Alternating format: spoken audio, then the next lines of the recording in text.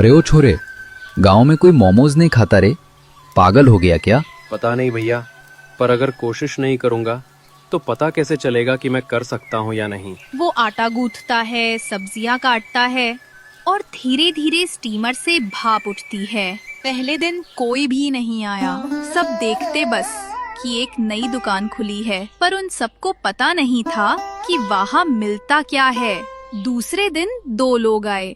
गांव का एक आदमी एक प्लेट मोमोज खाता है और खुश होकर कहता है, अरे वाह, ये तो बहुत स्वादिष्ट है भाई, एक और देना। धीरे धीरे भीड़ बढ़ने लगती है और अरमान अपने स्टॉल के आगे कुछ टेबल और कुर्सी लगा देता है। जिस ठेले पर सब हंसते थे, अब उसी के आगे लाइन लगने लगी थी।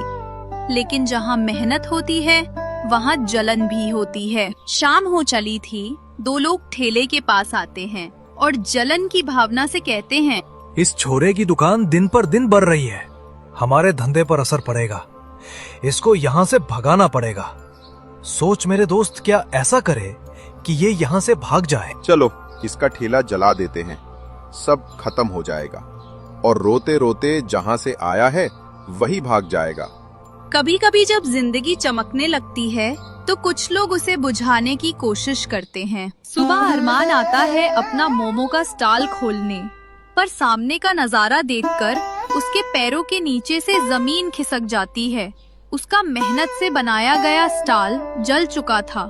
शायद खुदा मुझे परख रहे हैं, पर मैं हार नहीं मानूंगा, क्योंकि माँ ने कहा था, जो गिरकर उठता है वही जीतता है।